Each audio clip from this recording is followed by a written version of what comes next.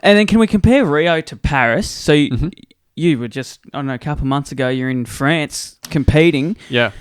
You've obviously been to Olympics before, so you sort of, did you know kind of what you were in for and everything? Yeah, I knew completely what I was in for this time. So, and I've done so many other championships. Yeah. So, for sure. Yeah, it was very different. In some ways, it was similar to Rio. In other ways, it was very different. Yeah. Obviously, this is years later, and I'm a more mature athlete, even obviously at the minimum age-wise. Yeah. So, yeah, it was different in regards of... it was also a bit of a mixed year with some injuries, like early on. And just also busy. Like I got married in March, and that was kind of during our domestic season. So got married, had our honeymoon. So it was a bit of an interruption. Yeah. And we knew that was the case. We did factor that in. So it was going to always be a little bit messy.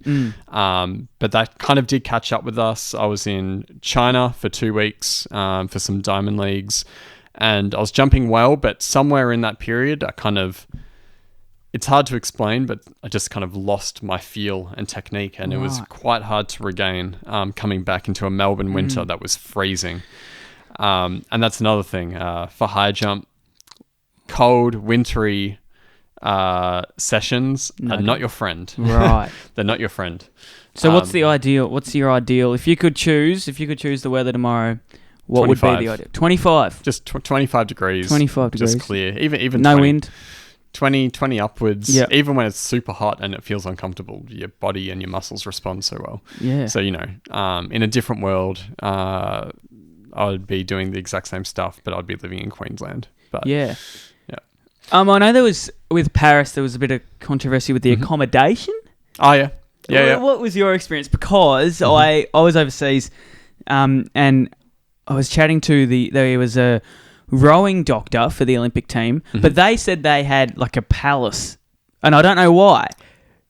I do not know why, but I want to know your accommodation, because I know a lot of Olympians weren't that keen on where they were staying. So what was yours? Yep. It wasn't too bad overall. Okay. I've had many people ask me about the bed situation, the cardboard beds. Cardboard beds.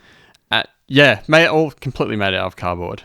We did have mattresses, That's a start. but the Australian team, we had to bring extra mattresses to Did you make really? it more comfortable. Yeah, so we had a mattress on top of a mattress to make it nice. So look, given that, we were pretty well prepared for it.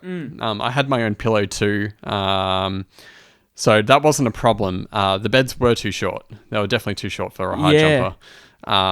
So legs were hanging off, and the cardboard was annoying at times, but it was strong enough. They were strong. They weren't going to collapse or fall. Right. But you kind of, everybody is supposed to be in the same situation with the same conditions. So you just kind of, if you're suffering, others are too. Yeah, you need to just suck it up. But some other athletes, some other countries, it certainly wasn't good enough for them. So they probably would have been fair enough to be. Yeah. In that. But overall, it wasn't too bad. It was livable. But nothing will compare to your bed at home. Yeah, exactly. And if we compare it to Rio, that accommodation, was that a lot nicer? What was that like? It's probably similar. I think we had better beds. But it was similar. Yeah, it was similar. The accommodation it's not perfect. It's a little bit rough. The one thing I will criticize the French the accommodation at the Paris Olympics was just the bathrooms. The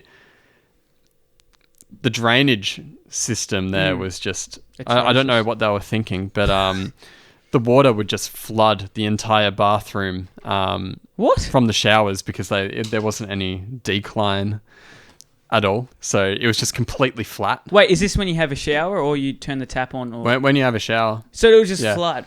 Yeah, usually you would expect there to be like a little like recess, like where the shower area is. But it was actually raised, and it was completely flat. So the water would just flood that area and then go down into the bathroom area as well. Wow. And so it was just horrible. Like the Yeah. toilet papers would be completely soaked, and everybody's like dirty feet. You'd have like dirty, murky water. Wow, that's been flooded. So That's really ideal. yeah.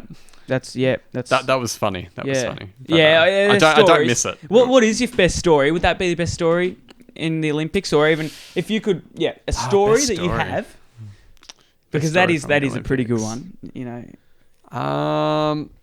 one. Best story doesn't involve me, but it does involve Yoel Reith, who I roomed with. Yep. He was also another high jumper, Yep. Australian high jumper with us.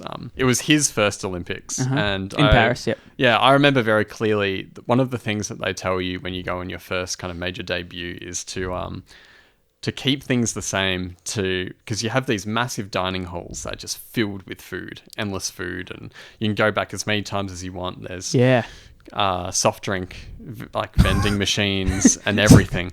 So you want to try and keep everything pretty much the same. You want to be eating similar to how you do. You don't want to be 10 kilos. I remember sitting down with Yoel, and he just comes back with a tray, and it's just piled with food. Like something that you might see like in Dragon Ball Z or something like that. And he's a high jumper as well. He's a high jumper. And he's lean.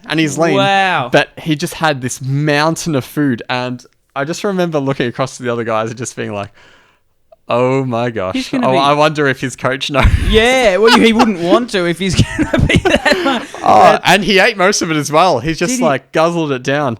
I don't think he would mind me even saying it. No. It was so funny, and he'll refine his approach. Yeah.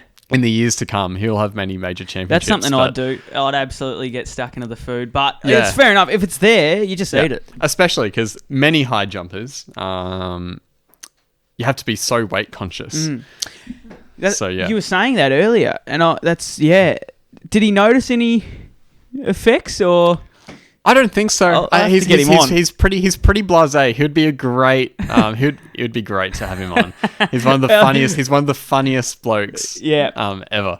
Yeah, that's gold. That is a good story. Yeah.